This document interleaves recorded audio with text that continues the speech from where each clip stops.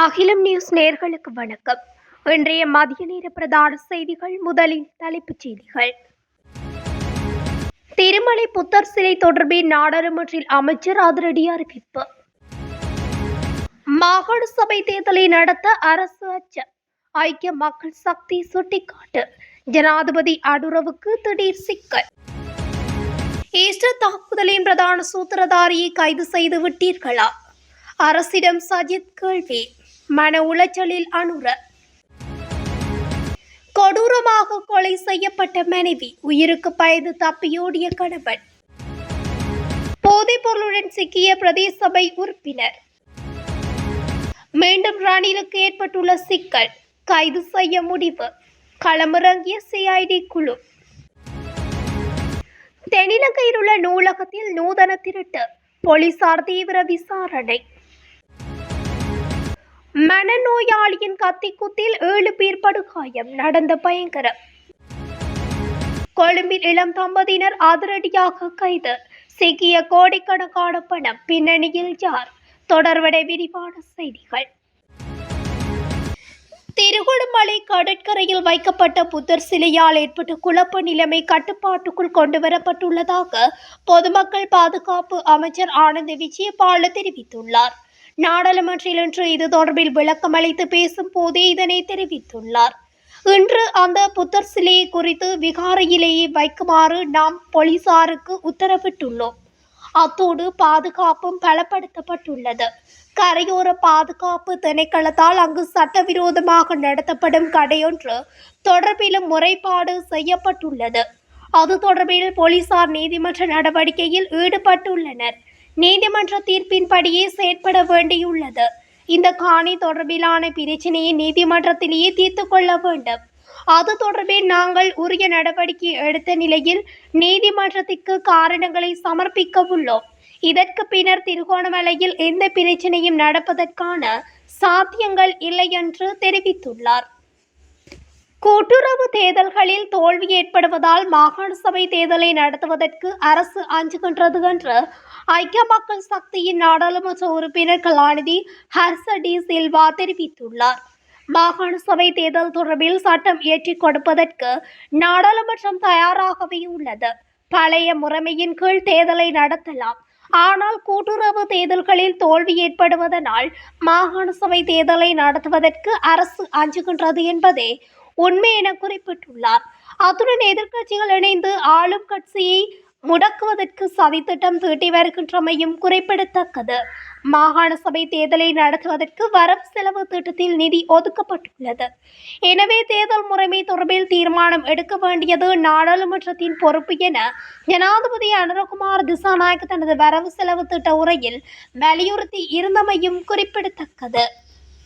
இலங்கையில் இடம்பெற்ற உயிர்த்த ஞாயிறு தின தாக்குதல் சம்பவத்துடன் தொடர்புடைய பிரதான சூத்திரதாரி கைது செய்யப்படுவார் என தேசிய மக்கள் சக்தி அரசு உறுதியளித்திருந்தது.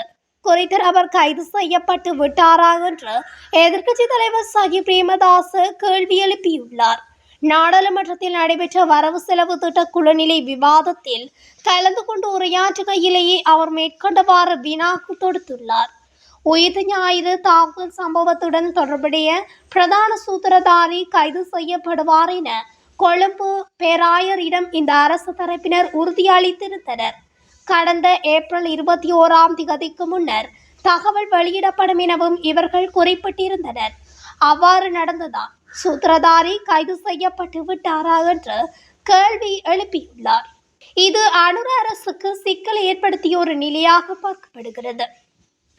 இரத்தினபுரி நிவித்திகல பகுதியில் 10 ஏக்கர் தனியார் காணி தோட்டத்தில் 68 வயதுடைய பெண்ணை கொலை செய்துவிட்டு தப்பியோடிய 2 சந்தேக நபர்களை கைது செய்ய போலீசார் விசாரணை நடத்தி வருகின்றனர். இந்த கொலை கடந்த 14 இரவு நடந்ததாக போலீசார் தெரிவித்தனர். 15 காலை பெண் கொலை செய்யப்பட்டதாக போலீசாருக்கு தகவல் கிடைத்துள்ளது. குறித்த பெண் அடித்து கொலை செய்யப்பட்டுள்ளார்.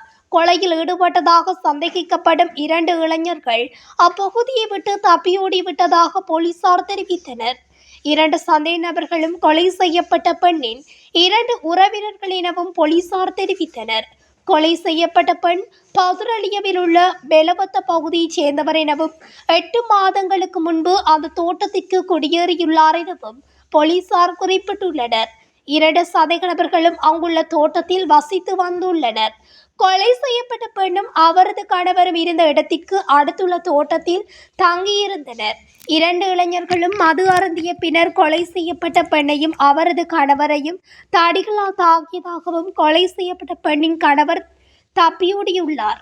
அவர் அடுத்த நாள் காலையில் நிவித்திகல போலீஸ் நிலையத்துக்கு வந்து சம்பவம் குறித்து முறைப்பாடு செய்துள்ளார். கொலை செய்யப்பட்ட பெண்ணும் அவரது கணவரும் மதுபானத்திற்கு அடிமையானவர்கள் என்பதும் விசாரணையில் தெரிய வந்துள்ளது. கஞ்சா போதைப்பொருளுடன் பிரதேச சபை உறுப்பினர் ஒருவர் காவல்துறையினரால் கைது செய்யப்பட்டுள்ளார். இந்த கைது நடவடிக்கை பதுளை பலேவத்த பிரதேசத்தில் இடம்பெற்றுள்ளது. சந்தேக நபர் கந்தகட்டிய பிரதேச சபையில் ஐக்கிய மக்கள் சக்தியை பிரதிநிதித்துவப்படுத்தும் உறுப்பினர் என தெரிவிக்கப்படுகிறது. அத்துடன் சந்தேக நபர் பிரதேச சபை உறுப்பினராக இருப்பதுடன் ஹபாத் கமுவ மின்சார வேலி பாதுகாப்பு உதவி உத்தியோகத்தராகவும் கடமையாற்றுவதாக காவல்துறையினர் தெரிவித்தனர். கஞ்சா விற்பனையில் ஈடுபட்டு வருவதாக காவல்துறையினருக்கு கிடைத்த ரகசிய தகவலுக்கு அமையவே காவல்துறை உளவாளி ஒருவரை பயன்படுத்தி மேற்கொண்ட திடீர் சுற்றிவளைப்பின் போது விற்பனைக்காக தயார் செய்யப்பட்டிருந்த 86 கிராம் கஞ்சாவுடன் சந்தேக நபர் கைது செய்யப்பட்டுள்ளார். வால்வர்ஹாம்ப்டன் பல்கலைக்கழகத்தால் முன்னாள் ஜனாதிபதி ரணில் விக்ரமசிங்கவுக்கு அனுப்பப்பட்டதாக கூறப்படும் அழைப்பு கடிதத்தின் நம்பகத்தன்மையை ஆராய்வதற்கு 5 பேர் கொண்ட குற்றப்புலனாய்வு குழு இங்கிலாந்துக்கு சென்றுள்ளதாக தெரிவிக்கப்பட்டுள்ளது. இதனால் மீண்டும் ரணிலுக்கு சிக்கல் நிலை ஏற்பட்டுள்ளது. மீண்டும் ரணிலை கைது செய்ய நடவடிக்கை முன்னெடுக்கப்படுவதாகவும் சிஐடி குழு தெரிவித்துள்ளது. இங்கிலாந்தில் உள்ள முன்னாள் இலங்கை உயர்ஸ்தானிகரிடம் இந்த குழு நாளைய தினம் வாக்குமூலத்தை பதிவு செய்ய உள்ளது. கடந்த 2023 செப்டம்பரில் அப்போதைய ஜனாதிபதியாக இருந்த ரணில் விக்ரமசிங்க வால்வர்ஹாம்ப்டன் பல்கலைக்கழகத்தில் பட்டமளிப்பு விழாவில் கலந்து கொள்ள இங்கிலாந்து சென்றபோது சரோஜா சிறிசேனவே இங்கிலாந்துக்கான உயர்ஸ்தானிகராக செயற்பட்டார். இதன்படி இங்கிலாந்தில் தற்போது வசிக்கும் ஸ்ரீசேன லண்டனில் உள்ள இலங்கை உயர்ஸ்தானிகர் ஆலயத்தில் வாக்குமூலம் அளிக்க முன்னிலையாகுமாறு கேட்டுக்கொள்ளப்பட்டுள்ளார். ரணில் விக்ரமசிங்க குறித்த 2 நாள் பயணத்தின் போது 16.6 மில்லியன் ரூபாய் பொது நிதியை செய்தமை ஒரு தனிப்பட்ட பயணத்துக்கானது என்று குற்றப்புலனாய்வு துறையினர் ரணில் விக்ரமசிங்க மீது குற்றம் சாட்டினர்.